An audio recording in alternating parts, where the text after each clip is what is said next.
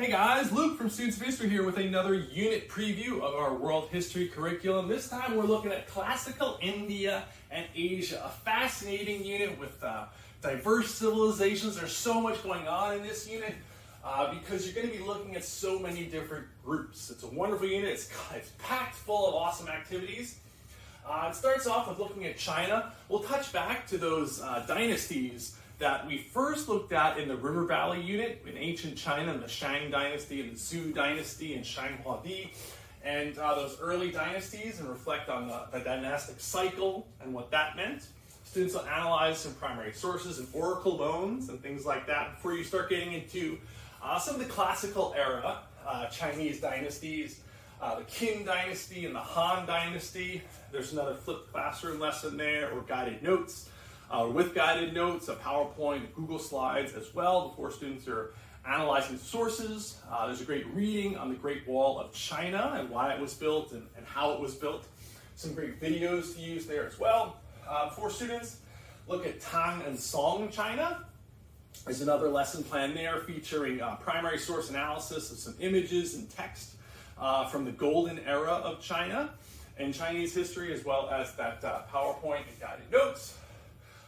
Day 4 and 5, we're looking at Buddhism as it developed in China under its founder Siddhartha Gautama.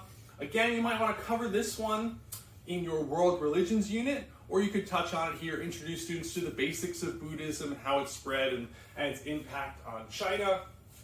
Also look at some of the other philosophies on China, like Confucianism and legalism there as well. Compare and contrast all of those before we get into the Silk Road on day 6.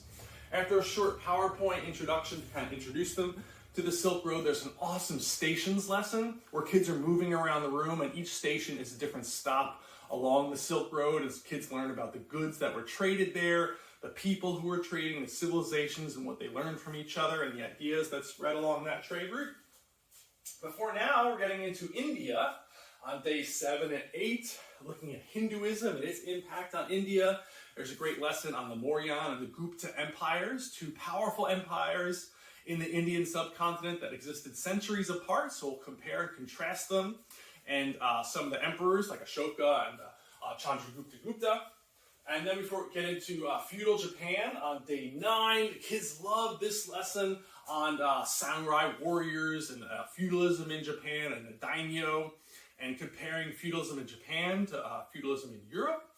Before day 10, we're looking at the Mongol Empire.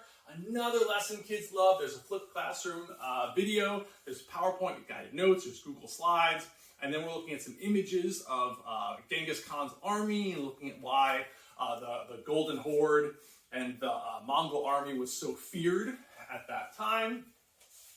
And that brings us to the end. You're looking at a review. You have lots to review here with all these different civilizations across Asia. So there's going to be a detailed review packet that has the timeline, that has maps to analyze, vocabulary, primary sources and secondary sources to get kids really thinking critically about these civilizations. There's videos to review. There are online games. There's activities with vocabulary that kids can work on in class or at home before you have the test. And that's editable as well. For the test, it can be a Word doc or it can be taken online and graded immediately. And then if you want digital resources, they are all here with the video lessons, the digital notebook, which has incredible activities for each day.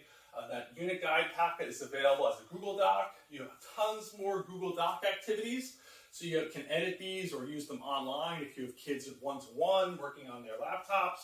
There's online readings, there's those review games I mentioned, and then you have the online assessment as well. This is an incredible unit, so thorough, so much going on, engaging activities, kids are thinking critically, they're working in collaborative groups. It's an awesome resource for you, whether you're teaching world history in middle school or high school. Kids are going to love it. You're going to love it because everything is planned out for you. These lesson plans are thorough. They're engaging.